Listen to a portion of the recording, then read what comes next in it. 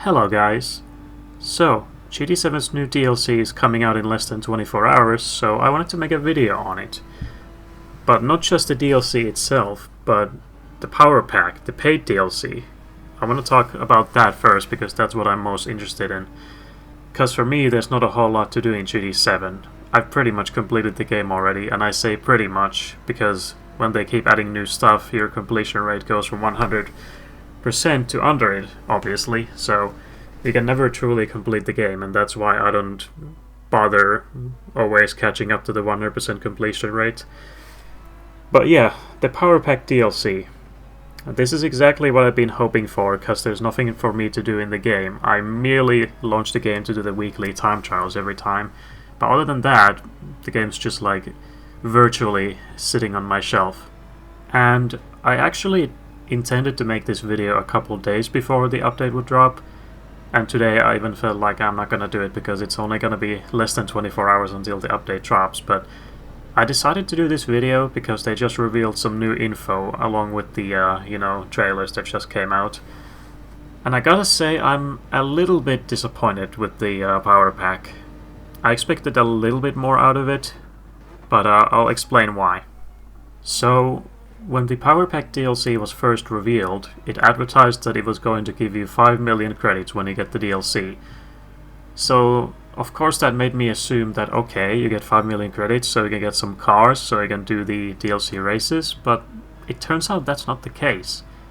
According to the trailer, most, if not all of the races will just use preset cars, so that means that the credit bonus is actually unnecessary and not associated with the DLC at all. So of course, when they first told us that we were gonna get the 5 million credits, I was like, woo, we get to use our own cars, but apparently not. But this is exactly why I'm confused. Why would you buy the DLC? Like, even if you don't care about the races, why would you buy it for $30 if you just receive 5 million credits in-game?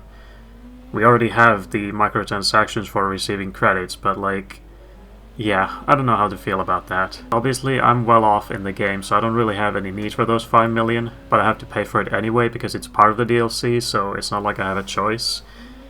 So most of that will go towards the new cars included in the free DLC. Anyway, that's my only real complaint so far from what we know. Even if we have to use preset cars for the races, then so what, if the races are good? That's exactly what I'm hoping for. And obviously I will be streaming the Day 1 of the Power Pack DLC tomorrow, but I will have to do the stream in 2 parts because I'm also playing badminton tomorrow, so I'll have to do an early stream, then go play badminton, and then continue.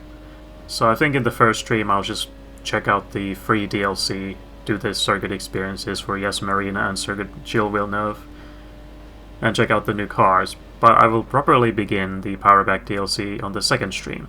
Anyway, that's all I really had for this video. I don't really have a lot to talk about the free DLC. I'm not too big on the tracks, but of course it's nice to see any. I was hoping we'd get another fantasy track, but it's been so long since the last track, 1.5 years, that getting even 2 real tracks is a treat, for sure.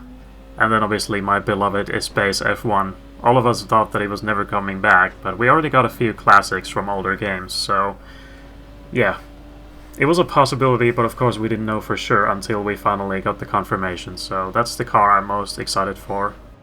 And, in case you didn't already know, I do have a Blue Sky, and I will be tracking my progress in the Power Pack DLC there, and also announce any streams, so be sure to look out for that, because even though I haven't been very active there lately, because I haven't had much to share, and because I know that people don't really follow it, I will be using this video as a way to also advertise my Blue Sky a little bit, so you guys will know if I have anything important to share, especially now when I'll be getting back to GT7 and playing it actively, because, yeah, I've ever so rarely played it, so now I'll be pretty much playing it full time, like not every day maybe, but very often anyway.